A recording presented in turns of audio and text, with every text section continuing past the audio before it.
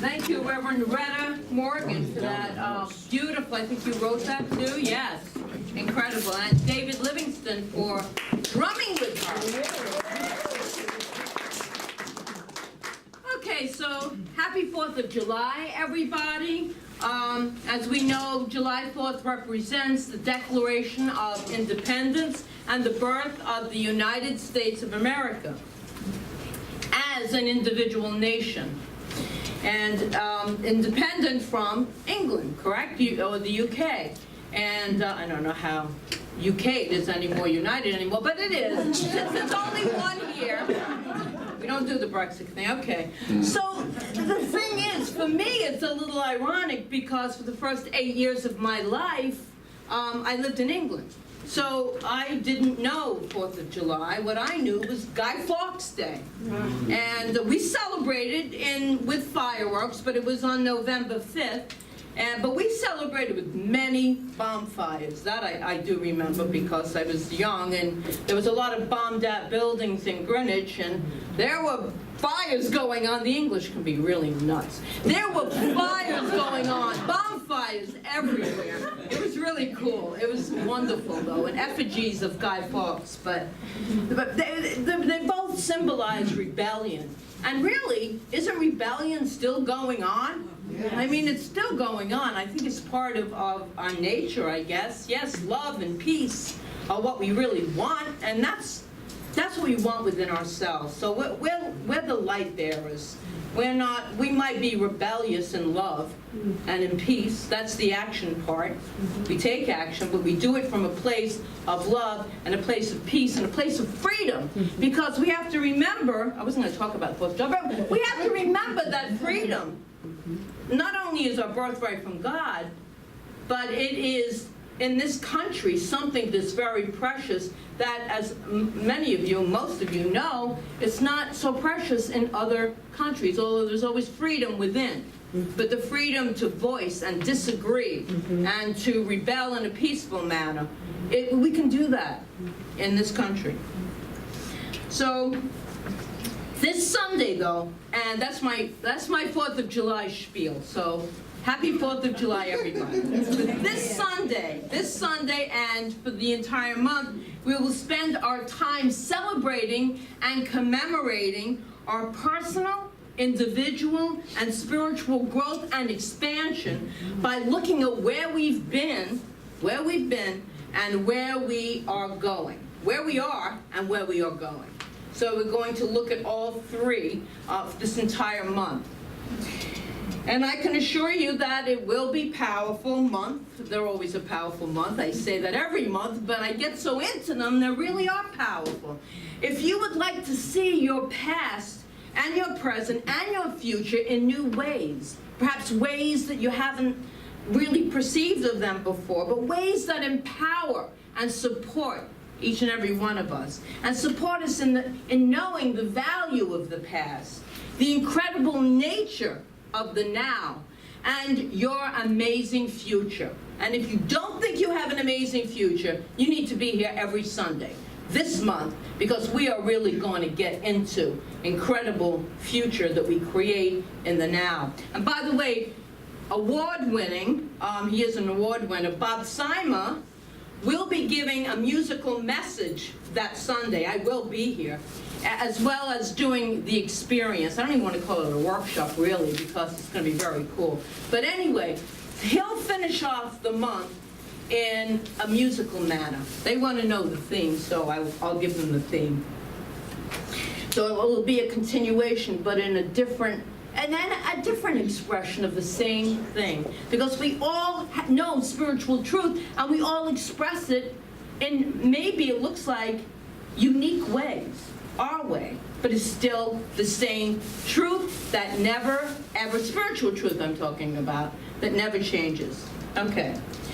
So all of which, the past, the present, and the future, are part of your journey of expressing the God of your being in the highest possible way, the infinite within you. And this month will be very personal, and we're going to start right here and right now. And I'd like you to think, to a time when before you found the spiritual path, these spiritual teachings, before you really began your spiritual journey. Perhaps it was 50 years ago.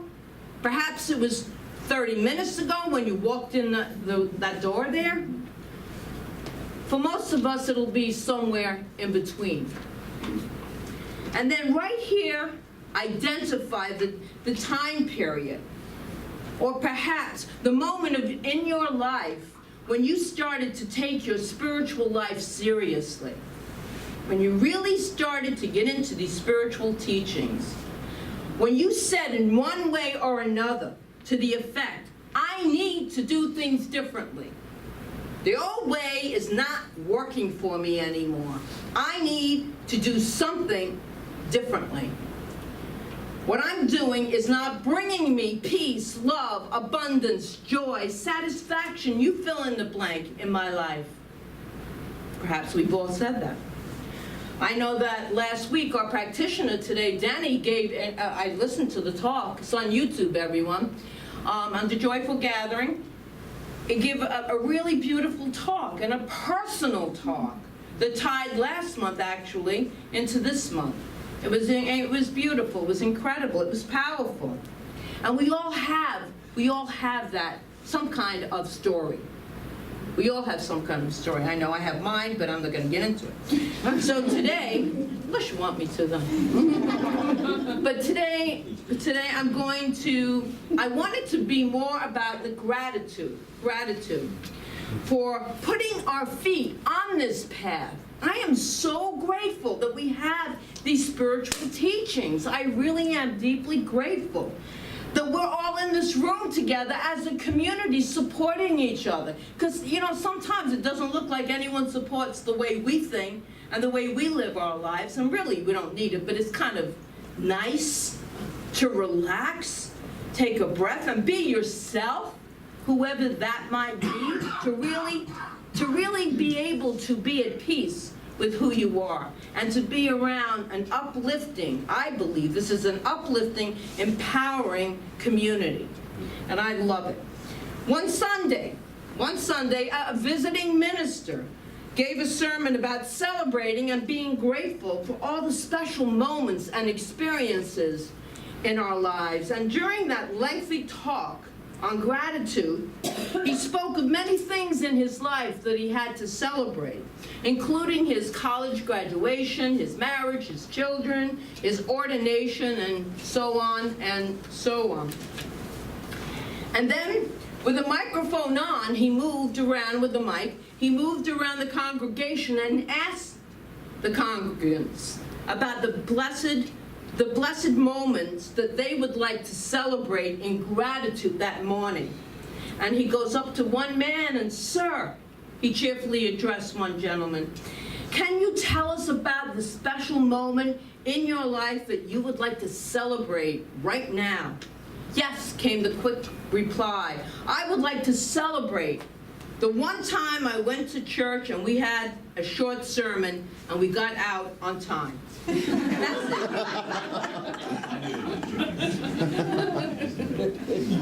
And I don't think that we stay too long, and we try to keep the sermons, I try to keep the sermon at least to a certain time frame. Although Denny did great. He did 20 minutes and 49 seconds, I believe. Like, that's a perfect talk, right? That's a perfect talk. All right, so I'm grateful for what got us on our spiritual path. And I warned you this is going to be a very, very personal month, starting with today. So take a second and think about your spiritual journey and the moment that you put it on. If you are anything like me, it might have been some kind of pain or an emptiness that started your seeking. Something felt missing. And it's a great motivator. It's a wonderful motivator to get us. We don't know where I didn't know what I was actually looking for, but I knew something was missing. There was, I call it the God hole. There wasn't any spirituality. I knew nothing about New Thought, nothing about unity, which is New Thought, nothing about Buddhism or anything. I just knew that there was nothing that fulfilled. I had everything around me, materialistically I could feel, but one of the most important things was missing. Something was missing, and it turned out, it took 2 years to actually find, and I prayed every day to the Holy Spirit, but to find a community. And started out as a class, and that grew and grew. And so I was so grateful for these spiritual teachings because they felt real. They felt real. They weren't dogma, they were empowering, and they felt right.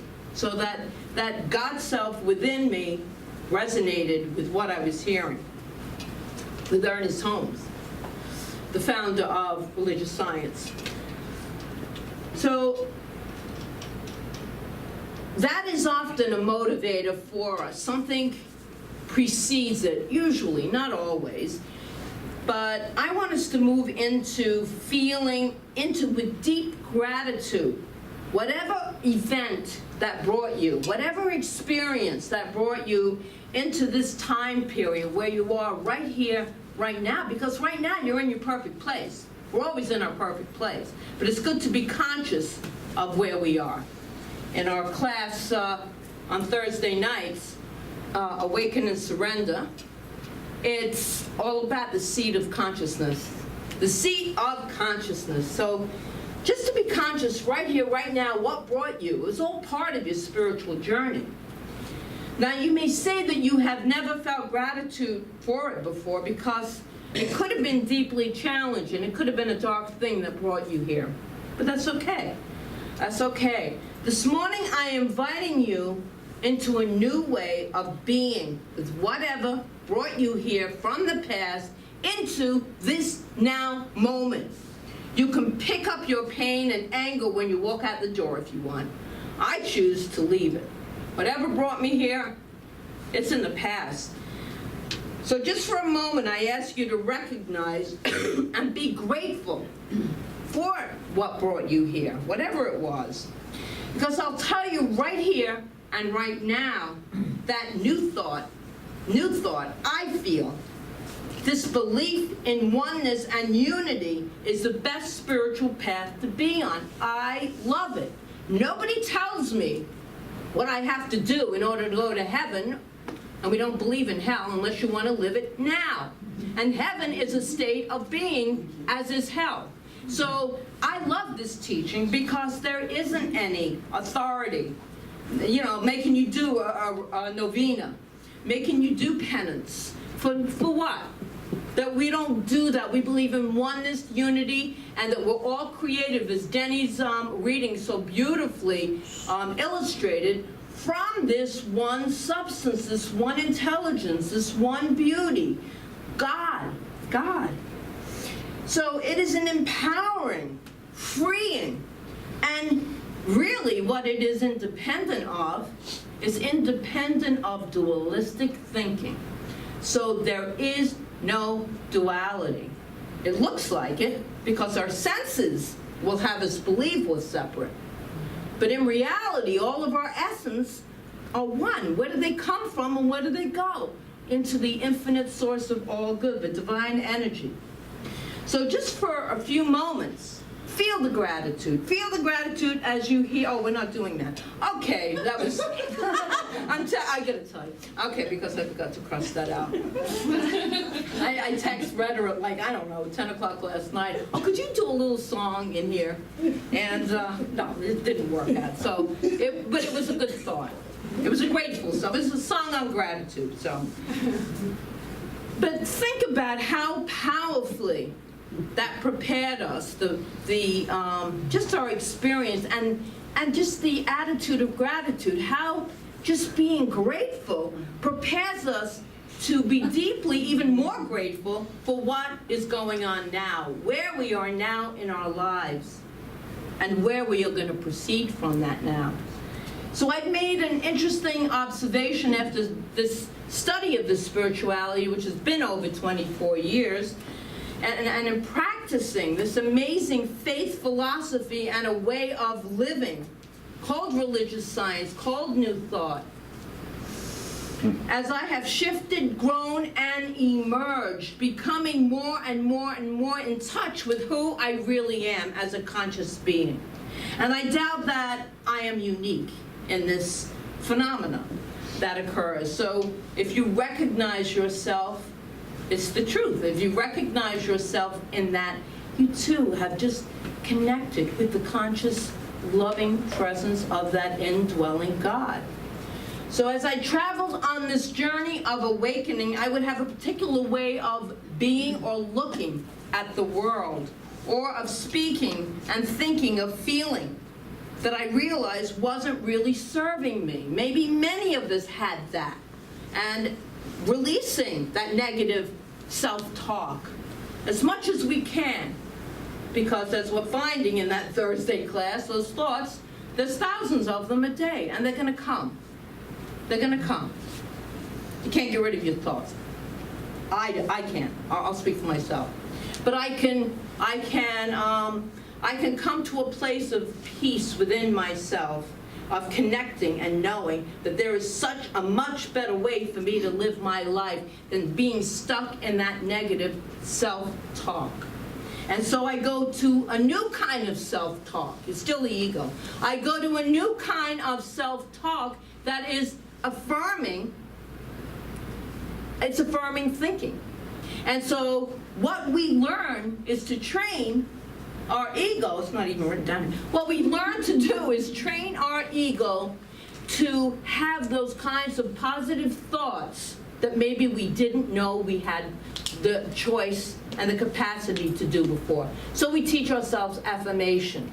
We teach ourselves, or we come to a class and we learn spiritual mind treatment, which is prayer, affirmative prayer. Those are beautiful tools this teaching offers, and so much more, so that we can counter the negative with more and more of that positive and neutralize it. And the whole other issue of going into meditation, deep meditation, where we can be in contact with that true self, is another talk, so I won't go there anymore. But I just want us to know that the affirmations and all the spiritual work we do is a way of being and thinking in our lives. It's just so beautiful because it's so peaceful. And it's when something hits you, when life hits you, because life doesn't hit you, but it goes up and down like a roller coaster. Stuff happens, no? Does stuff happen? Yes, stuff happens. All the time. God is good. All the time. But so, life happens all the time. So we have tools. We have tools to use, practical tools. So anyway, I intentionally set forth to change that type of thinking, the way I just said, to align myself with spiritual truth, and to, as Ernest Holmes so perfectly said, to change my thinking, to change my life. That's famous for science of mind. And I did this through those spiritual practices I just spoke of. And then I started to shift. And I changed. Now pay attention, because this is the phenomena. When I became a more evolved person of myself, and I'm still evolving, but when I look back, I can't even recognize that person. It's not my reality anymore. So I didn't even know that I left it behind. The old way, the fear, the doubt, that way of being that didn't serve me, and created more of the future and more of the present now that I didn't like. So we don't even realize how much and how incredible this work has changed and helped empower us to have a little bit more control over our life. Anybody else feel that way? Yes. Oh, yeah. Few of you? Yeah. So I simply became the new me. And this evolved evolved, expanded, conscious way of looking at the world. And now, this now is simply who I was and who I am. So now I'm happily on my way to my next opportunity to evolve, because we are always becoming more. We talk about divine energy. That's creation. That's the energy. When I talk about divine energy, I'm talking about what we call God, what we call source, what we're calling the God of our understanding. And so that energy right there, we make a huge, monumental, life-altering shift and changes that we don't even realize that we've made. We don't even realize that we've done it, let alone take time to celebrate ourselves. When was the last time you celebrated all of the beautiful, I'll call it work or activity that you've done to get to where you are?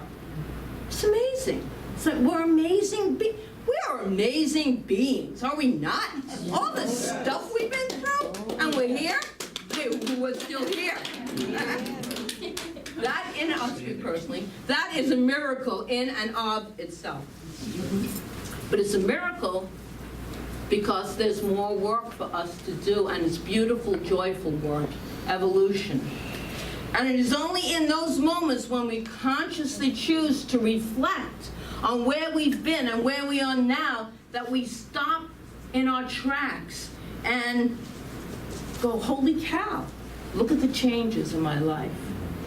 Look at the changes in my life from when I started. I am completely different. My entire life has changed.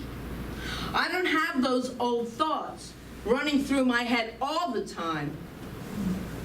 They're not all gone, but they're on their way out. Where did they go? Into the nothingness from which they came? They're not real. You do know that your thoughts aren't real, correct? Do you still think they are? Really? A lot more classes then. We're gonna have to do this class on Thursday night a couple of times until we realize they're not real. We made them up. We believe them and we think they're true. There's only one truth. The truth is that we are conscious beings, that we are aligned with a source, and it's the witness consciousness within us. That's the only truth. It's the eternal self. We came in with this essence, this energy, and we leave with it. It is our connection to this unified field of loving, intelligent energy. And so we might think I am completely different. My whole life has changed. When did I stop being so afraid? Maybe there's still some fear, but maybe not as intense as it once was? Possibly. When did I start responding to life differently? I feel so much better about life than I did. We're works in progress, so it's continuous. I truly believe that the universe is here to support me. The universe being this divine essence, God, spirit, love itself, is here to support everything that I do. And I have a stronger relationship with this infinite power. I didn't have one as strong before. I knew there was something, but I didn't have this. I didn't have this spirituality. It's such a gift. Let me just tell you, if you don't know already, it's such a gift that we give to ourselves. Dennis Merritt Jones, in his book, The Art of Being, wrote this: give yourself the gift of a sacred moment in the now. With great and clear intention, contemplate and connect with the miracle of life, where God is always present. Celebrate your unity with God. Truly be in awe. The word awe is the root from which the word awesome comes, he writes. And that is what you really are. Not because I say so, but because God is awesome. How about that? God is awesome. And what God is, so too are you. It's just a matter of taking time to think about the wonder of it all. I want us all to take a few moments now, to think about the wonder of it all. Actually, the wonder of you. You are awesome. Each and every person is awesome because God is awesome. And you're created from that perfect awesomeness.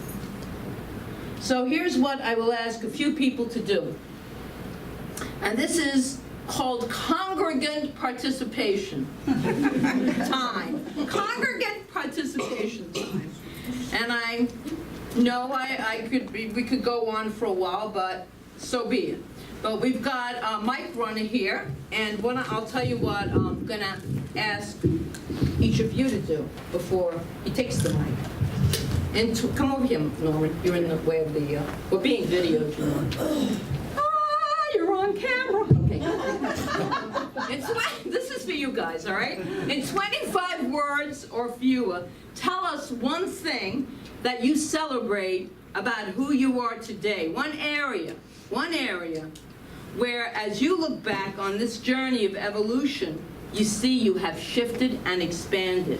And we don't need the story about it. You're going to just speak it into the mic. 25 words or less. How you're different, clearer about who you are. And the person that other people, all of us, when the person's finished, will say, yes, you are awesome. Okay? Okay, so who would like to, 25 words or less? Go ahead. Find someone. Okay, you have to come up because that doesn't go far.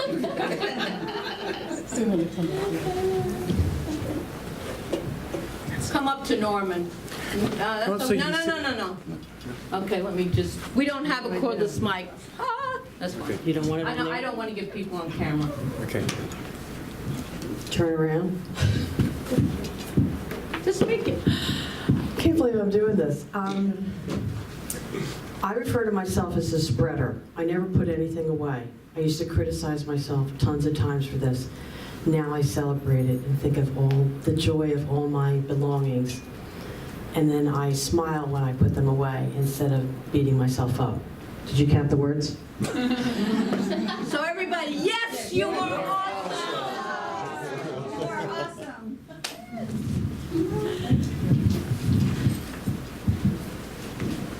Unless they want to be on camera, that's fine.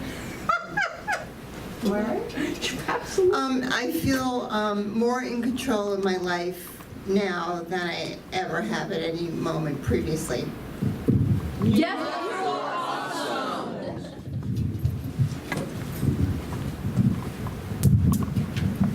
I am no longer guided by fear. yes. You are awesome. Yes. She took mine. We all have similar. Take it back. We can hear it more than once. Say it again? And here comes, Oh, I definitely want to be on camera. if you'd like to be on camera, that's perfect. 25 words or less. I am an individuation of God, and it's settled into my consciousness deeply. It's taken a comfortable seat. Yes. Yes, you are awesome. Cool. Anyone else? All right. And, of course. Okay, well, this is not a shy group. Okay, you can come in front of the camera. I mean, yeah. Hi, I'm Karen. So I believe anything is possible, and the world is limitless as far as our imaginations and what we can accomplish. And love guides me to my path of oneness and happiness. Yes.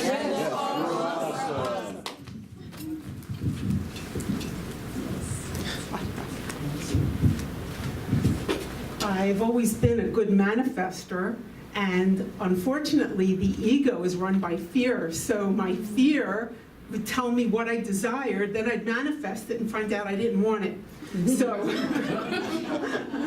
So as I did my spiritual work, the shift was in more and more surrendering. So take the surrender experiment class to learn how to surrender more to God's greatest good, and then you'll get not what you thought you wanted, but what you need. We got it. Yes.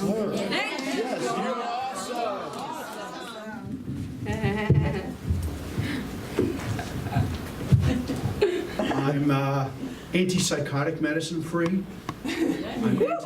I have no more antipsychotic medicine. I gave up alcohol. I quit taking narcotics. I meditate knowing I am perfect, complete, and whole. And I have no more pain.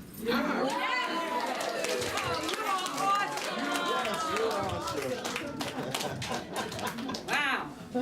Fantastic. Okay. Who else is awesome? Everyone. We'll take the mic back. You are all awesome. Thank you, Norman. You are awesome. Yes. I thought, for confidentiality, I told Joe, let's not video the people. But I forgot who I was talking about. It's a community that we love to be in front of the camera. I can't wait. By the way, we do have a building fund, and it is increasing. It's never gone down. It's only going up. And after we reconcile all the monies from this fundraiser, it'll go up even more. But we're going to manifest, when we do manifest our 24/7 place, it's going to have a stage. I think a stage would be good. Not a high stage, but just, maybe 4 or 5. Anyway, that's yes, I am awesome. All right, here we go. So Dennis Merritt Jones, again, in his book, The Art of Being, who I just quoted, I'm quoting him again. Sangha is not a building. It is a consciousness held by a collective group that welcomes, celebrates, and honors you just the way you are. You'll know it because it's as if you have walked into a wall of love, immersing you in the most amazing way. And I feel like I've heard feedback from when we have guest speakers or guests come in. They feel the love from this community. Everyone here is so cool, so loving, so incredibly awesome. Truly, give yourself a hand.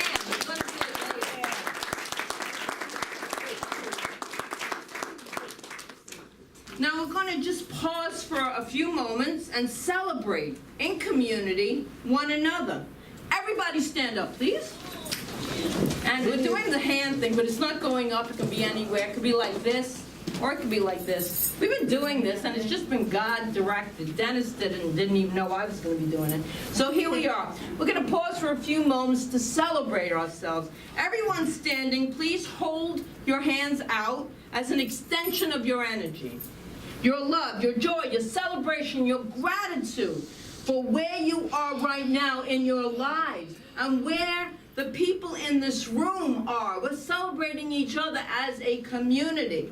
Fill the room with energy of gratitude and celebration and feel yourself sending it out to one another.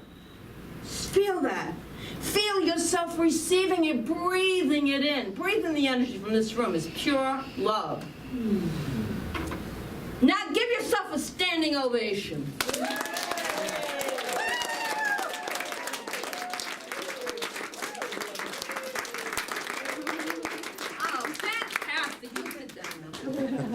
I want to say thank you, thank you, thank you to every single person who had a hand in any way, shape, or form in creating this community. Who this community is. Because you created who this community is. That's what you did.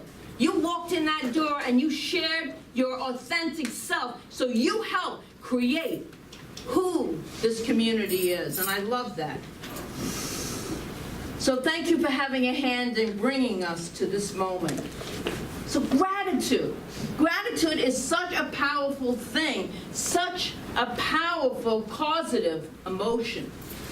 It's a causative, it goes right into the law. In reading Wallace Wattles' great work, The Science of Getting Rich, which we are studying in Tuesday's class, it's one of our books. Such a fabulous little book. He's such a character, but he's right on. He's on the money. But there is a passage in his book in chapter 7, for those of you who are taking that class, that stays with me. He says, gratitude does bring you more good But that is not the only reason to practice gratitude. Gratitude is preventative. Listen to this. Because without gratitude, it won't be long until our thoughts will flip into what's wrong, what's missing. So that gratitude, that whole energy of gratitude is so much more than what we really perceive it to be. It is incredible. It helps us ward off. I mean, when we're in our dark moments, if we find something to be grateful for, you know it raises your emotional level. It raises your energy. It brings you into a better state of being. Gratitude not only invokes the law of increase of our greater good, but prevents the downdraft of moving into the ideas and feelings of what's wrong, which creates more than that. You ever go into that? You pick up a phone like this person's calling, oh, it's gonna be bad news, what's wrong? What's wrong? Why is it? I know that whenever one of my sons call, I go, oh my God, what's wrong? Still, because they don't call that often. And they go, I just called to say hi. And I'm like, whoa, okay. But we do that sometimes with lots of experiences. When we get into that stream of gratitude, though, there is a neutral pull to a higher